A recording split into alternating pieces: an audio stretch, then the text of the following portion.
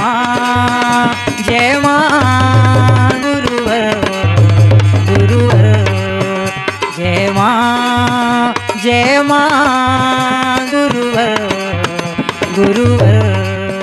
राजनेताओं से तो कोई अपेक्षा ही नहीं की जा सकती, क्योंकि राजनेताओं का दिमाग तो घुटने में जा चुका है। आज हमारे देश के राजनेता जिन्हें सत्ता हम सौंपते हैं, वह राजनेता हमें क्या कर रहे हैं? शराब पिला रहे हैं, भांग पिला रहे हैं, गांजा पिला रहे हैं। राजसत्ताएं तो ठेके देती हैं। जितने ठेके आपके शहर में खुले होंगे, दूसरे शहरों में खुले होंगे, देश में खुले होंगे, उनको ठेका देने वाला कौन है? राजनेता। हमारी सरकारें, कोई सरकारें नहीं सोचना चाहती। हम समाज को सुधारना भी चाहते हैं, सोचते हैं कि बलात्कार ना हो, बेटियों के साथ बलात्कार ना हो, कानून बना दो, फांसी पे लटका दो। अरे मैं कह रहा हूं, एक को नहीं, हजारों को बीच चौराहे में फांसी में लटकाते जाओ। कभी भी इस तरह की घटनाएं बंद नहीं होंगी। एक बंद होगी, दूसरा अपराधी पैदा हो जाएगा, और यह हम आप सभी देख रहे हैं। अगर वास्तव में इस घटनाओं से बचाना है तो समाज को सबसे पहले नशे से मुक्त करा दो। आधे अपराध देश दुनिया में जितने हो रहे हैं, उन 50% अपराध के पीछे सिर्फ और सिर्फ नशा है, और नशा हमारी सरकार करा रही है। किसी प्रकार के अपराधों में, चाहे बीमारियों की तरफ देख लो, चाहे दुर्घटनाओं की तरफ देख लो, चाहे अपराधों की अन्य, चाहे चोर डकैती करने वालों को देखो, ये अधिकांश शराबी नशेड़ी होंगे। केवल नशे पर लगाम लगा दे सरकार। मेरा मानना है जितनी योजना चला रहे उसकी 50% योजनाएं और बंद कर दे। उन योजनाओं को 50% रोक दे, 5 साल रोक करके देख ले। जो आय हो रही है नफे से, उस आय की पूर्ति तो अपने खजाने उन योजनाओं से भर ले। समाज को नहीं चाहिए। समाज को केवल एक संकल्प ले ले कि पूरे देश में एक भी ठेके सरकार द्वारा नहीं दिए जाएंगे, और गलत तरीके से बनाने वालों को जेल की सलाखों में डालेंगे। तो इस समाज के अंदर खुद ही नहीं सामर्थ्य है कि वो समाज स्वतः खड़ा हो जाएगा। आज अधिकांश लोग कोई 50,000 पा रहा, 25,000 पा रहा है, और उनके बच्चे बेचारे भूखों मर रहे हैं, इसलिए कि अधिकांश पैसा नशे और शराब में नष्ट कर रहे हैं। घर में पत्नियां प्रताड़ित की जाती हैं, चूंकि उन्हें तो इस चीज का एहसास नहीं होता। जाओ उन घरों में जाकर के देखो जिनकी पत्नियों को रोज यातनाएं सहना पड़ता है, जिनके बच्चे सहमे दुबके से कोने में बैठे रहते हैं कि हमारे पिताजी शराब पी करके आएंगे और हमें गालियां देंगे, हमारी मां को मारेंगे। बहन बेटियों जिस तरह प्रताड़ित की जाती है, अगर उनकी यातनाओं का एहसास किसी को होता तो सबसे पहले वो नफा मुक्ति के लिए कार्य कर रहा होता। सोच ही मर गई है। आज उस सोच को जगाना होगा। हमें स्वयं संगठित होना होगा। हमें स्वयं नशे मान से मुक्त होना पड़ेगा। हम सरकारों से जहां अपेक्षा कर रहे हैं, उससे पहले हमें समाज को जगाना होगा। हम डोर टू डोर संपर्क करें, एक एक घर को। अगर हम एक धर्म योद्धा बनना चाहते हैं, ये मेरे जो धर्म योद्धा है, धर्म योद्धा जहां संबोधित करते हैं वो किसी लड़ाई झगड़े के लिए नहीं। हम अनीति अन्याय अधर्म के विरुद्ध धर्म योद्धा हैं। हमारे अंदर कोई हाथों में अस्त्र शस्त्र नहीं है। हमें मां का ध्वज, मां की कृपा, हमारे माथे पर कुमकुम का तिलक, हमारा रक्षा कवच, हमारी नित्य की साधना, हमारी नित्य की तपस्या, हमारा निष्ठा विश्वास समर्पण, हमारा नफे मान से मुक्त चरित्रवान चेतनावान जीवन ही हमारा सबसे बड़ा अस्त्र है। हम एक एक घर में जाएं, एक एक घर को तलाशें जो शराब कर रहा है, शराब पी रहा, उस घर के शराब को छुड़वाएं, बताकर समझा करके उसके घर में पूजा पाठ करा करके निस्वार्थ भाव से उसे आश्रम ला करके, और जिस दिन एक घर को मुक्त करा लो, उस दिन मान लो कि हमने एक युद्ध जीत लिया। हमें उस दिशा में भी कार्य करना है, और राजनेताओं को भी प्रेरित करना है कि कुछ तो कार्य करो इस देश के प्रति।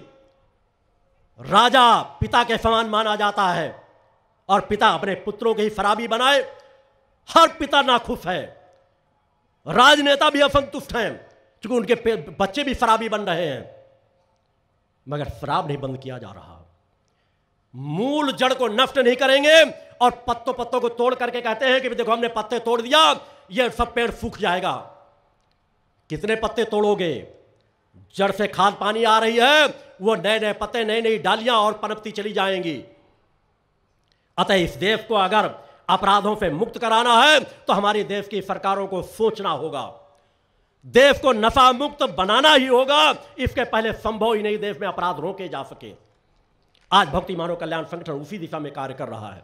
समाज को नशे से मुक्त करा रहा है, समाज को मांस के सेवन से की बुराइयों के बारे में बता रहा है, मांस के सेवन से अलग हटा रहा है। मगर जब हमारी सरकारें, हमारे राजा ही नियम बनाकर, कानून बनाकर, लाइसेंस दे करके अब बेईमान किस्म के लोगों को पैसे वाले गुंडे अपराधियों को ठेके दें तो आम जनता आवाज कहां से उठाए, उसकी आवाज दबा दी जाती है।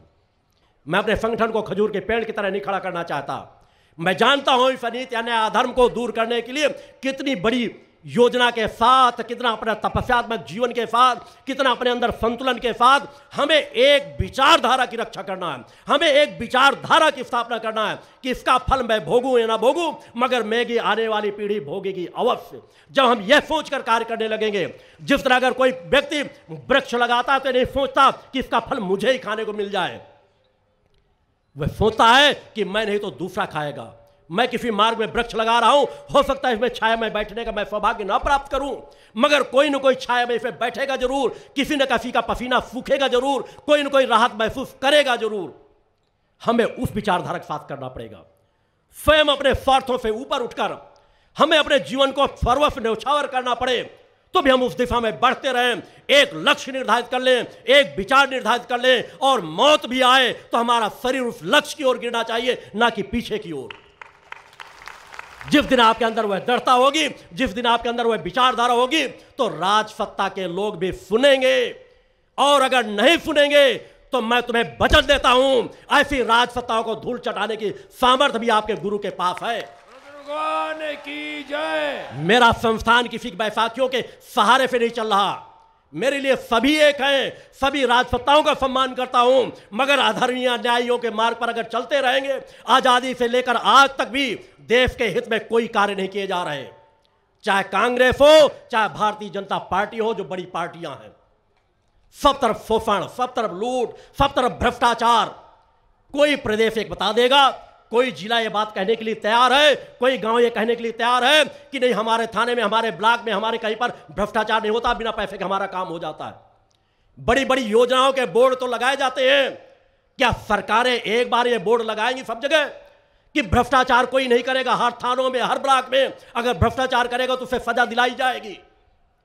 सब ऊपर ही ऊपर हो रहा है। समाज कब तक सहता रहेगा? कहीं ना कहीं तो सोचना ही पड़ेगा।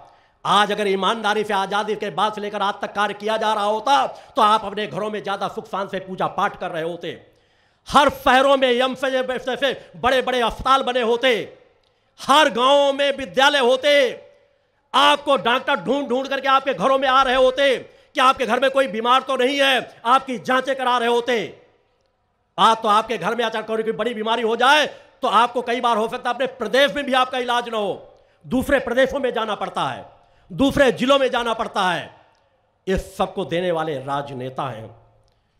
क्या इसी दिन को देखने के लिए, जिस तरह हमने कहा हम विचारधारी, हमारे स्वतंत्रता संग्राम सेनानियों ने अगर यह सोचा होता कि इसका सुख उपभोग हमको भोगना है, तो हफ्ते हफ्ते फांसी पर न झूलते। वो हफ्ते हफ्ते फांसी पर इसलिए झूल गए कि आगे आने वाली पीढ़ी हमारी इस कुर्बानी का एहसास करेंगे और सच्चाई ईमानदारी के साथ आजाद देश में समाज के हित में ईमानदारी के साथ कार्य करेंगे। मगर क्या ऐसा कार्य किया गया? ना उन्होंने किया, और उनसे ज्यादा बड़े भ्रष्टाचारी समाज के लोग हैं। मैं आपको भी वही दोष देना चाहूंगा। आप भी भ्रष्टाचार करके अपना काम बिगड़ रहा हो, इतना हम पैसा दे दें हमारा काम हो जाए। जिस दिन आप भ्रष्टाचार के विरुद्ध आवाज उठाने लगोगे उस दिन काम होने लगेगा। आप भी भ्रष्टाचार करते हो, आपका वाहन है, बिना लाइसेंस के चल रहे हो, बिना कागजों के चल रहे हो, कोई पुलिस वाला पकड़ ले, वो कहेगा चालान में 500 रुपए लगने हैं, आप कहोगे 200 रुपए में काम बन जाएगा। उसे 200 रुपए पकड़ाओगे कि चालान न लेना पड़े। पहले तो राजस्व की क्षति करते हो, गलत करने का जो दंड राजस्व में जाना चाहिए उसकी क्षति किया, 300 रुपए बचाने के लिए 200 रुपए दिए, यह भी तो आपने भ्रष्टाचार किया। आप अपने क्षेत्र में जानते हो कि कौन राजनेता भ्रष्टाचार कर रहा है, कौन राजनेता झूठ बोल रहा है। मगर जब चुनाव के समय आपको 500 रुपए पकड़ाता है, आपको एक शराब की बोतल पकड़ाता है, तो आप अपना वोट उसे दे देते हो। यह भी भ्रष्टाचार है। जिस दिन आप सच्चाई ईमानदारी के साथ करते आगे बढ़ने लगोगे, यह समाज में सुधार अपने आप हो जाएगा। राजनेता चीख चीख करके कहेंगे हम भ्रष्टाचारी नहीं है, हम सच्चाई ईमानदारी से कार्य करना चाहते हैं, आप अपनी समस्याएं बताओ, हम आपकी गांव की समस्याएं सुनेंगे, आपके क्षेत्र की समस्याएं सुनेंगे, हम आपके कोई क्षेत्र में शराब के ठेके नहीं चलने देंगे, सभी ठेकों को बंद करवाएंगे। यह तब होगा जब आप जागोगे। हम केवल दूसरों पर दोष न दें, सबसे पहले अपने आप को सुधारें, और जब हम अपने आप को सुधारने लगेंगे तो सब कुछ बदलता चला जाएगा। आज मुझसे करोड़ों करोड़ों लोग जुड़े हैं। मैं अगर चाहता तब तक अपने आश्रम को अरबों खरबों रुपए बनवा करके तैयार कर चुका होता, मगर आज भी वहां पिछले 18 वर्षों से सामान से भवन में चालीसा पाठ चल रहा है, अब उसका स्थायी भवन निर्माण हो रहा है। क्योंकि मेरा लक्ष्य सभी धाराओं को मजबूत करना है, मगर मैं कहीं नहीं चाहता कि देख देखते साल 2 साल में बड़ा वैभवशाली आश्रम बन जाए। मैं उसे धर्म की धुरी बना रहा हूं, जहां पर मेरी तपस्या जुड़ रही है, जहां पर हर पल मां की कृपा का आह्वान किया जा रहा है, जहां पर भावनावान लोग पहुंचते हैं, जहां पर आस्था और विश्वास का केंद्र बन रहा है। मैं उससे पहले समाज के घरों को मंदिर बनाना चाहता हूं कि समाज के लोगों के अंदर परिवर्तन आए। समाज के अंदर परिवर्तन आता रहेगा तो एक न एक दिन वह केंद्र भी बन जाएगा, और वह केंद्र भी जहां भी जाकर लोग शांत से वहां के अनुभूत करेंगे। भौतिकतावाद की कोई चीज बने ना बने, आज भी विज्ञान को भी कहता हूं, जाए अपने यंत्र लेकर के बड़े बड़े मंदिरों में जो हजारों हजारों साल से बने हो, बहुत अच्छे तरीके से प्राण प्रतिष्ठा की गई हो, वहां के वातावरण की तरंगों को पकड़े और मेरे पंचो शक्ति सिद्धाश्रम की तरंगों को पकड़े कि जहां पर अभी कोई वैभवशाली चीजें निर्माण नहीं हुई, मगर वहां कोई भक्त जाते हैं, जो भी व्यवस्था है रुकने की निःशुल्क रहती है, भोजन की निःशुल्क रहती है, मुझसे मिलने की निःशुल्क व्यवस्था रहती है। गरीब अमीर कोई भी जाए, एक समान पंक्ति से प्रणाम करता है। आम व्यक्ति नहीं रोका जाएगा, राजनेताओं को भले 2 घंटे रुकवा दिया जाए।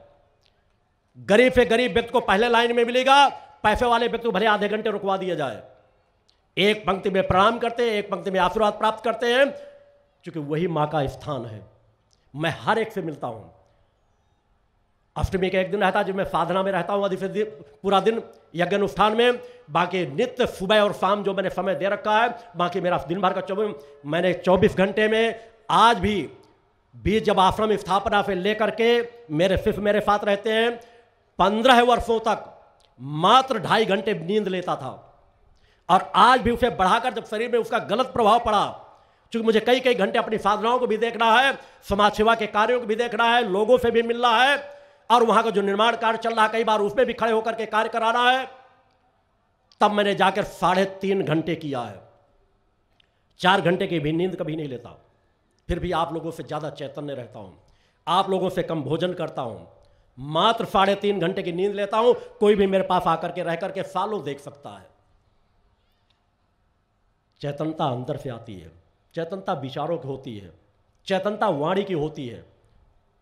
तो अपने व्यवहार में, अपनी वाणी में केवल पवित्रता ले आओ। एक फूल यदि सुगंधित हो जाता है तो उसकी बगल से निकलने वाला उस सुगंध को इनकार नहीं कर सकेगा। इसलिए सभी शक्ति साधकों को, अपने शिष्यों से कहता हूं कि सबसे पहले तुम अपने जीवन में परिवर्तन लाओ। सबसे पहला युद्ध तुम्हें अपने आप से लड़ना है, और तुम युद्ध लड़ने में अगर सफल हो गए तभी तुम सच्चे मां के भक्त बन सकोगे।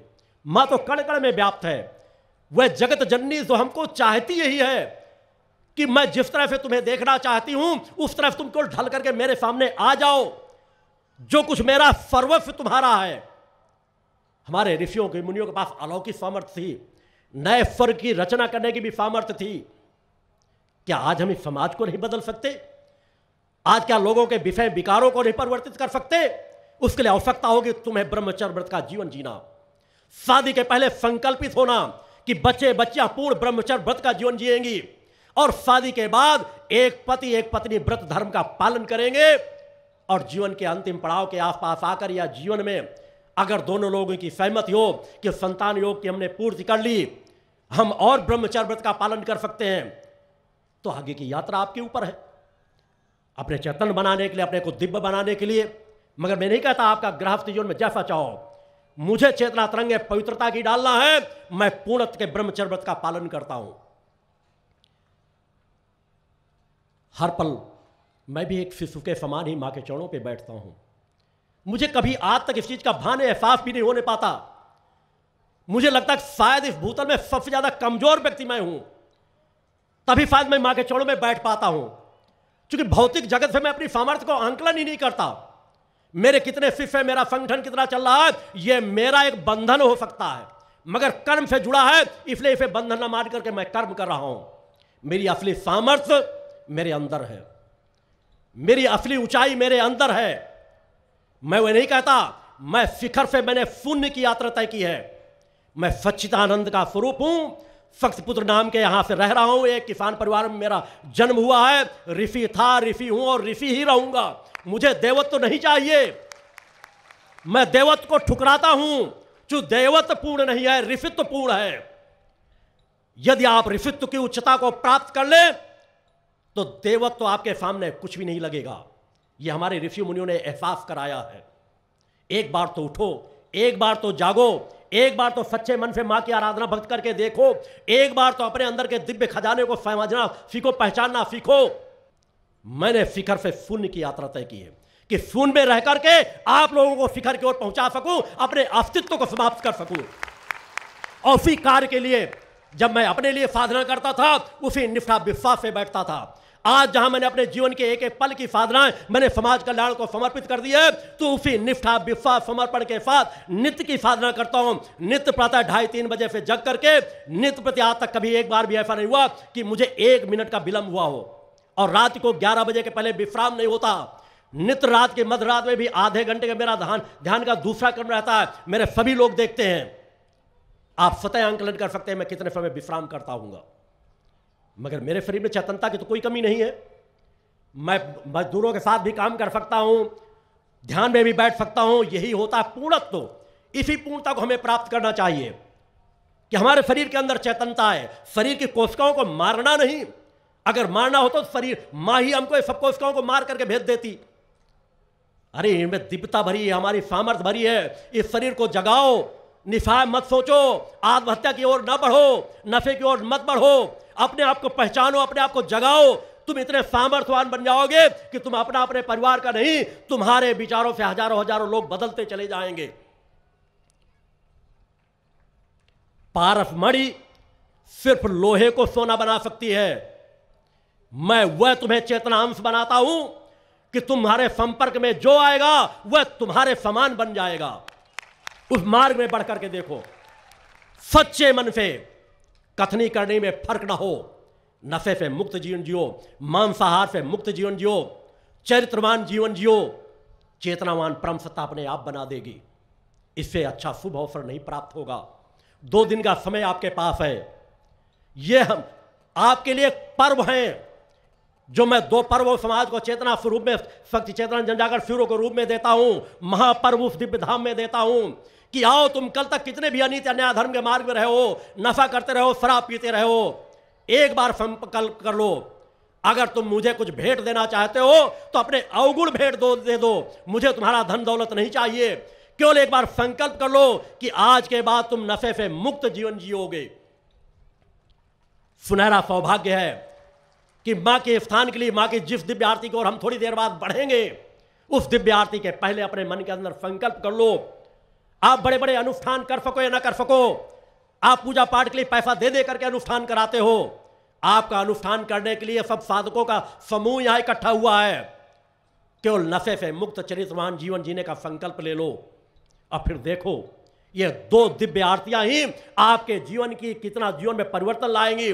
आप जिन समस्याओं के निदान के भाव से यहां उपस्थित हुए हो, निश्चित रूप से परम सत्ता की कृपा आपको प्राप्त होगी, अगर वास्तव में आपने संकल्प ले लिया और उस पर आपने अमल किया। बहुत सरल है मां की भक्ति। केवल मां के बेटे बन जाओ, मां के शिशु बन जाओ, विकारों से अपने आप को मुक्त कर लो। फिर देखो एक आरती में कितनी तृप्ति आएगी। एक स्तुति बंदना ही आपके जीवन को रूपांतरित कर देगी। एक आरती स्तुति में आपके विचारों में परिवर्तन आ जाएगा। आप गलत कार्यों से अपने आप अलग होने लगोगे। यही तो है मां की भक्ति, यही तो है जगत जननी की भक्ति, कि हम अपने अवगुणों से अपने आप को दूर करें, विकारों से अपने आप को दूर करें। अपने आप समाज बदलता चला जाएगा। आत्मबल को भी जगाओ। आज एक चौराहे पर अगर 10 लोग खड़े होंगे, सही ईमानदार व्यक्ति, समाज के प्रतिष्ठित व्यक्ति, चाहे जितने वो सामर्थ्यवान हो, अगर उस चौराहे से एक कोई गुंडा अपराधी प्रवृत्ति का व्यक्ति निकल रहा होगा तो 10 लोग सर झुका लेंगे। सब सोचेंगे मुझे ना टकराना पड़े इससे। इतना गिरा दिया है सत्य की क्षमता को। इसलिए आत्मबल को ही नहीं जगाते। मैं वह दिन देखना चाहता हूं कि अगर एक शक्ति साधक किसी चौराहे में खड़ा हो, एक ईमानदार व्यक्ति किसी चौराहे में खड़ा हो, एक सामर्थ्यवान व्यक्ति किसी चौराहे में खड़ा हो, तो 10 बेईमान गुंडे अधर्मी निकल रहे हो तो उन्हें सर झुका के निकलना पड़े।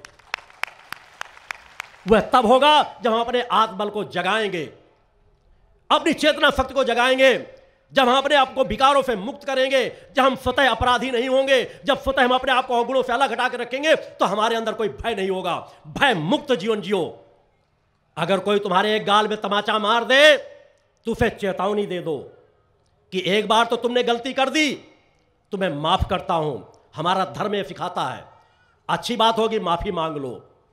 हम माफ करना जानते हैं, हमारी सामर्थ्य यही है कि हमारी माफी देने की शक्ति है। बड़ा बड़ा अपराध कर दे कोई, हमारे घर के किसी व्यक्ति की भी हत्या कर दे, अगर हृदय से वो अपराध की क्षमा मांगता है, लगता है हमें वास्तव में हृदय से क्षमा मांग रहा है, तो हमें क्षमादान दे देना चाहिए। और दोबारा तुम्हारे गाल में तमाचा मारे तो उसका हाथ तोड़ दो, तभी हो सकेगी धर्म की रक्षा। उसे चेतावनी के बाद उसका हाथ तोड़ दोगे, दोबारा वो हाथ किसी ऊपर हाथ नहीं उठा सकेगा। यही हमारी शक्ति। हम अपनी शक्ति का दुरुपयोग ना करें, ना हम गलत करें और ना गलत सहें। यही हमारा धर्म सिखाता है। यही राम ने किया, यही कृष्ण ने किया, यही हमारे सभी अवतारों ने किया। नहीं, राम को अस्त्र शस्त्रों की जरूरत क्यों पड़ी? कृष्ण को अस्त्र शस्त्रों की आवश्यकता क्यों पड़ी? हमारी मां अस्त्र शस्त्रों से क्यों लैस है? हमारा धर्म ही सिखाता है अपनी शक्ति का भूल करके भी दुरुपयोग मत करो। कोई गलत कर दे भी तो उसे क्षमा कर दो, अगर क्षमा मांग ले। मगर बार बार यदि कोई गलती करे तो उसे चेतावनी देने के बाद अगली बार गलती करने पर उसे दंड अवश्य दो। अगर दंड नहीं देते हो तो तुम भी अपराधी हो। मगर दंड किसी की जान लेने में न हो, इसका हमेशा ख्याल रखो। जान लेने का अधिकार उसी का है जो किसी को जीवन दे सकता है। मगर अपराधी, अन्याय, जो गुंडे अपराधी प्रवृत्ति के होते हैं, शराबी होते हैं, समझाने से नहीं समझते, रोज गालियां आपके दरवाजे पे जाके दे जाते हैं, उनके पास कोई शक्ति सामर्थ्य नहीं होती। 4 तमाचे जिस दिन मार दोगे, दोबारा तुम्हारे दरवाजे पर कहीं आकर को झूमते नजर ना आएंगे। या देवी सर्वभूतेषु शक्ति रूपेण संस्थिता, नमस्तस्यै नमस्तस्यै नमस्तस्यै नमो नमः। पंच ज्योति शक्ति तीर्थ सिद्धाश्रम, मां की कृपा और गुरुदेव की अमृतवाणी का पावन संगम। एक ऐसी पवित्र भूमि जहां मां भगवती की ज्योति हर दिल को रोशन करती है, जहां परमहंस योगीराज श्री शक्तिपुत्र जी महाराज के चरणों में बैठकर हर मन की पुकार सुनी जाती है। पंच ज्योति शक्ति तीर्थ सिद्धाश्रम, जहां हर कदम पर साधना, हर सांस में भक्ति और हर पल में जन कल्याण की सुगंध बिखरती है। आओ इस अलौकिक यात्रा में शामिल हो और देखो कैसे एक आश्रम ने करोड़ों जीवन को बदला। युगवंदनीय धर्म सम्राट, युग चेतना पुरुष सद्गुरुदेव परमहंस योगीराज श्री शक्तिपुत्र जी महाराज के पावन चरणों में कोटि कोटि नमन, वंदन और प्रणाम। उनकी कृपा से एक ऐसी पवित्र स्थली का सृजन हुआ जो तप, योग, ध्यान और साधना का स्वर्णिम केंद्र है। यह है मध्य प्रदेश के शहडोल जिले की ब्योहारी तहसील में बसा पंचज्योति शक्ति तीर्थ सिद्धाश्रम, जिसकी नींव परम पूज्य गुरु वर्श्री ने 23 जनवरी 1997 को रखी। तब से यहाँ मां भगवती की अखंड ज्योति जल रही है और 15 अप्रैल 1997 से श्री दुर्गा चालीसा का अखंड पाठ अनंत काल तक जन जन के कल्याण के लिए गूंज रहा है। हर सुबह और हर शाम जब सूरज की किरणें और चांद की चांदनी सिद्धाश्रम को चूमती हैं, तब परम पूज्य गुरुदेव जी माता भगवती आदिशक्ति जगत जननी दुर्गा जी सहित सभी देवी देवताओं और सहायक शक्तियों की आरती करते हैं। इस पावन बेला में भक्तों के हृदय मां की भक्ति में डूब जाते हैं। मूल ध्वज साधना मंदिर में भी रोज सुबह शाम होने वाली आरती में भक्तों का समूह उमड़ता है। यहाँ हर मन की पीड़ा मिटती है, हर शरीर को शांति मिलती है और हर आत्मा को सुख, शांति व समृद्धि का आशीर्वाद प्राप्त होता है। परम पूज्य गुरुदेव की कृपा ऐसी कि वे रोज सुबह और शाम भक्तों से निःशुल्क मिलते हैं। मां के भक्त और गुरुदेव के शिष्य अपने मन की बात उनके चरणों में रखते हैं और बदले में समाधान व आशीर्वाद पाते हैं। अब तक 1 करोड़ से ज्यादा भक्त गुरुदेव से मिलकर उनके मार्गदर्शन से जीवन की राह पा चुके हैं। गुरुदेव की वाणी ऐसी कि सुनते ही मन में संकल्प जागता है। उनके आशीर्वाद से करोड़ों लोग नशे और मांसाहार से मुक्त होकर चरित्रवान और चेतनावान जीवन जी रहे हैं। हर दिन सैकड़ों लोग नशा छोड़ने की प्रेरणा लेने सिद्धाश्रम धाम पहुंचते हैं। पूज्य गुरुदेव के 20 लाख से अधिक दीक्षा प्राप्त शिष्य आज के अधर्म और अन्याय के दौर में भी मां की ज्योति से अपने घरों को आलोकित करते हैं। वे साधनात्मक जीवन जीते हुए आत्म कल्याण और जन कल्याण के पथ पर चल रहे हैं। क्या यह चमत्कार नहीं? सिद्धाश्रम धाम में पिछले 28 वर्षों से मां अन्नपूर्णा भंडारा चल रहा है, जहां सुबह शाम हजारों भक्तों को स्वादिष्ट और पवित्र भोजन मिलता है। और सुनो, यहाँ ठहरने की व्यवस्था भी पूरी तरह निःशुल्क है। क्या ऐसी जगह कहीं और मिलेगी जहां हर सुविधा मां की कृपा से मुफ्त हो? सिद्धाश्रम धाम की पावन सरिता के तट पर बनी त्रिशक्ति गौशाला देखकर भक्तों का मन आनंद से भर जाता है। हर महीने शुक्ल पक्ष की अष्टमी को गो सेवा समर्पण दिवस मनाया जाता है, जब परम पूज्य गुरुदेव और पूजनीय शक्तिमयी माता जी अपने हाथों से गायों को रोटी खिलाते हैं।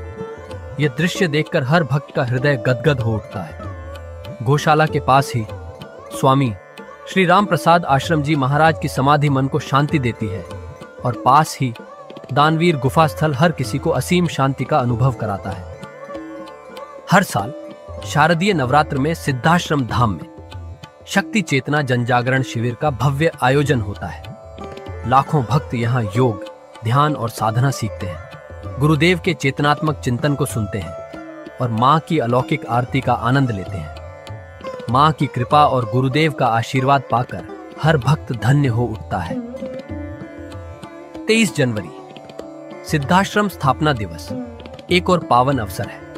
इस दिन अखिल भारतीय सिद्धाश्रम दौड़ प्रतियोगिता, योग भारती सामूहिक विवाह और शाम को सुर संध्या व कवि सम्मेलन का आयोजन होता है। क्या मजा है जब भक्ति और संस्कृति का ऐसा संगम देखने को मिलता है। सिद्धाश्रम धाम का जनसंपर्क कार्यालय हर जानकारी का खजाना है।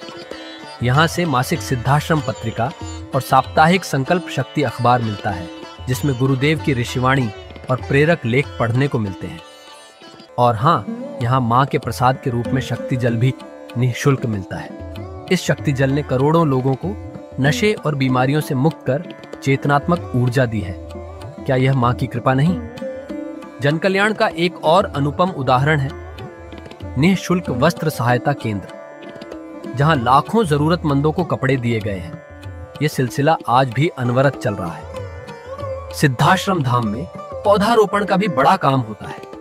परम पूज्य गुरुदेव जी महाराज एवं पूजनीय शक्तिमयी माता जी स्वयं समय समय पर पौधारोपण करके पर्यावरण को बढ़ावा देते हैं। सिद्धाश्रम धाम में अनेक प्रकार के फल, फूल और औषधियों के हजारों पेड़ों की हरियाली देखकर मन प्रसन्न हो जाता है। सिद्धाश्रम धाम में विभिन्न प्रकार की हरी सब्जियां उगाई जाती हैं, जो निःशुल्क चल रहे मां अन्नपूर्णा भंडारे में प्रयोग की जाती है। परम पूज्य गुरुदेव जी ने मानवता, धर्म रक्षा और राष्ट्र रक्षा के लिए 3 धाराएं बनाई हैं। भगवती मानव कल्याण संगठन, पंचज्योति शक्ति तीर्थ सिद्धाश्रम और भारतीय शक्ति चेतना पार्टी 15 मार्च 1995 को बने। भगवती मानव कल्याण संगठन के 1 लाख से ज्यादा कार्यकर्ता नशा मुक्त, चरित्रवान और परोपकारी समाज बनाने में जुटे हैं। संगठन का नशा विरोधी आंदोलन इतना प्रभावी है कि पिछले कुछ सालों में 2000 से ज्यादा अवैध शराब माफियाओं पर कार्रवाई हुई। संगठन के समर्पित और कर्मठ कार्यकर्ता दिन रात इस मिशन में लगे हैं। Siddhashram Ayurveda and food products के जरिए शुद्ध दवाएं और खाद्य पदार्थ बनाए जाते हैं। इन्हें लेने या व्यापार के लिए एजेंसी पाने के इच्छुक लोग संपर्क कर सकते हैं। आओ, सिद्धाश्रम की इस पावन यात्रा का हिस्सा बनो। यहाँ माँ का अखंड गुणगान सुनो, साधना में डूबो और परम पूज्य गुरुदेव के दर्शन कर जीवन को धन्य करो। भगवती मानव कल्याण संगठन तुम्हें मानवता, धर्म और राष्ट्र की सेवा में शामिल होने का सादर न्योता देता है। जय माता की, जय गुरुवर की।